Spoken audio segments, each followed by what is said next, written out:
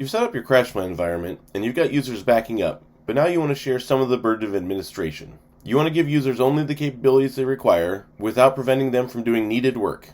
I'm Brian, and in this video, I'll talk about how you can manage your users' abilities within CrashPlan using user roles. First, let's talk about what roles are in the CrashPlan environment.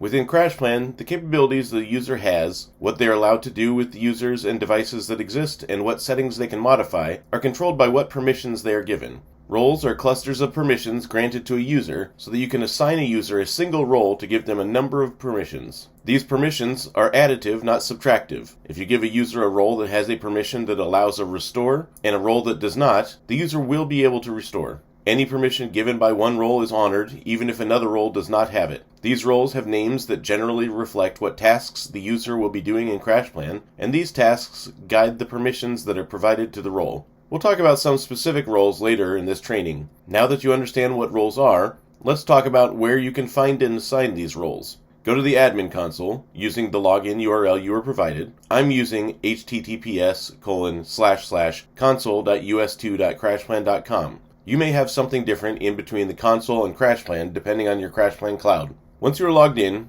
hover over Administration in the navigation bar. Because roles are assigned to the user, we'll need to click on Users. Once your user list appears, choose a user from the list and click on their username to open the user detail page.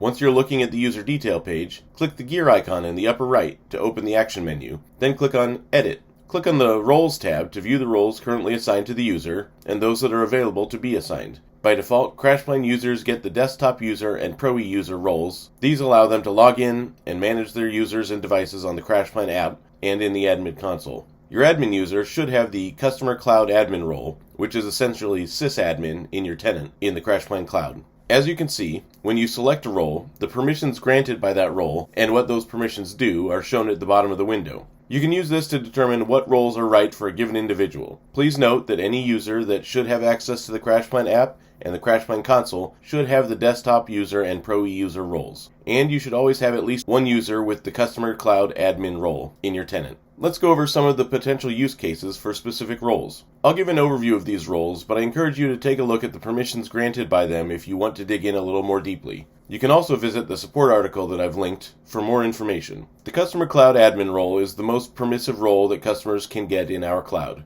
It contains all permissions that are available to CrashPlan users. Give this to users who should have full control over your CrashPlan environment. Because you must have a permission to grant a permission, only users with the Customer Cloud Admin role can grant this role to others.